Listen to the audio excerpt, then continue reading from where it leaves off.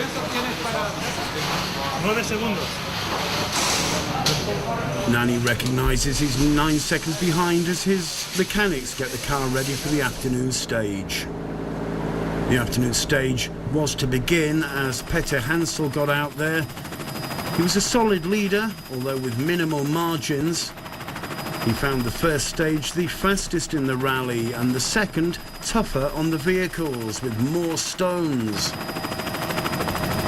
This was undoubtedly a very tough stage. The wind caused a drop in temperatures, which were not as high as they had been on previous days.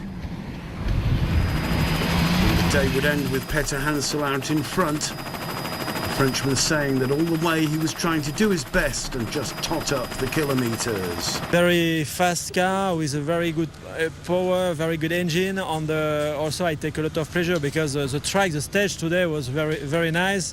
With a good organization, so it's really nice to do this race. In the second section, Nani really went for it.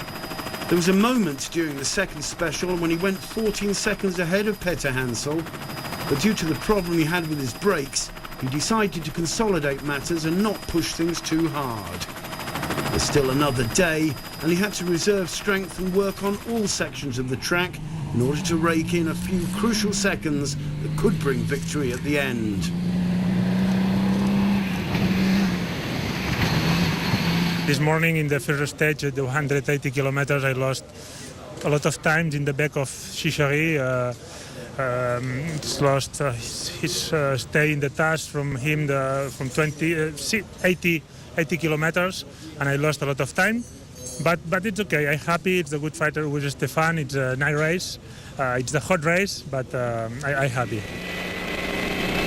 Portuguese driver Felipe Campos, the off-road king, is also the king of the Baja. He's competed 17 times.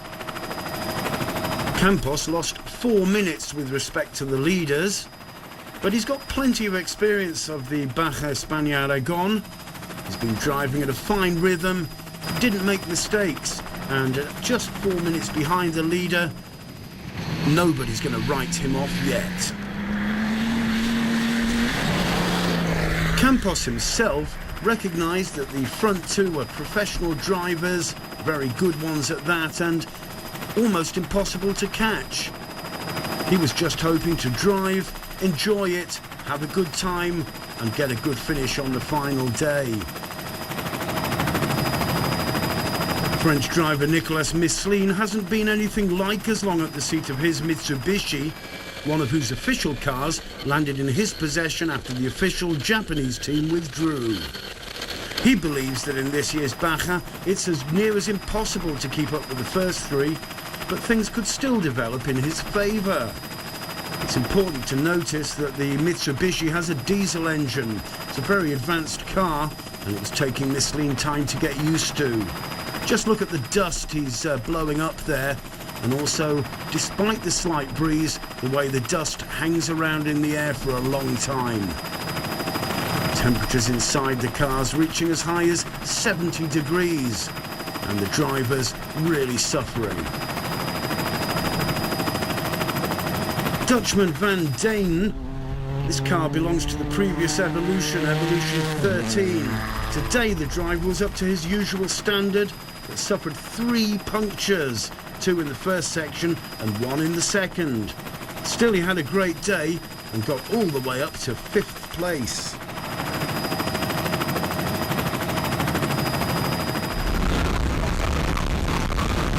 Guerlain Chicheri had lost all his options by the end of stage 1.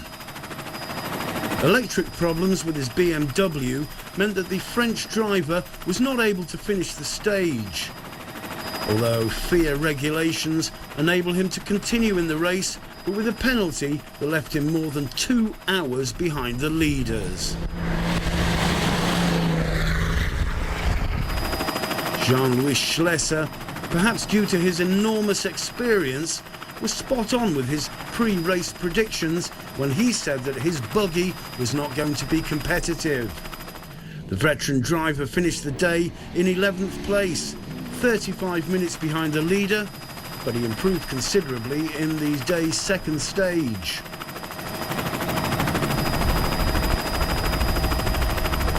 As with all the drivers, Schlesser suffered a lot from dehydration.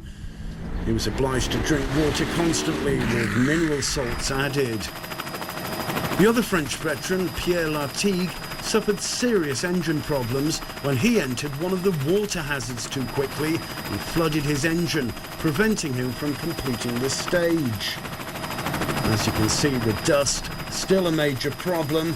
The drivers had to close the windows, and with no air conditioning and the intense heat inside the cars, this was probably the biggest problem. The general standing after the second day, Peter Hansel maintaining his lead, with Nani Roma just 20 seconds behind him, and Felipe Campos maintaining his third place 4 minutes back. The harshest conditions came on the final day, when the lack of wind meant that the abundant dust was not so quickly dispersed as on the previous day. This made life extremely difficult for the drivers, whose main task was trying not to inhale too much dust. Outside temperatures also rose to over 40 degrees centigrade.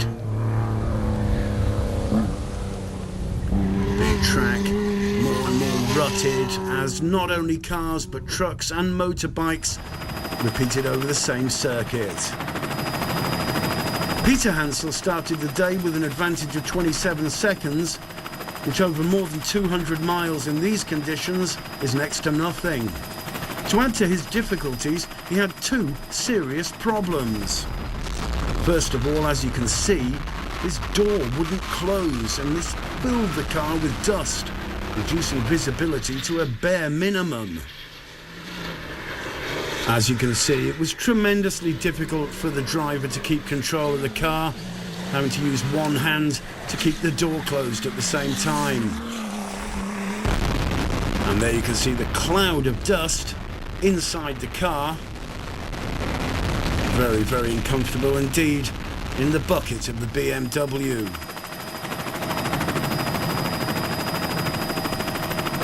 Desperate measures had to be taken to resolve the situation.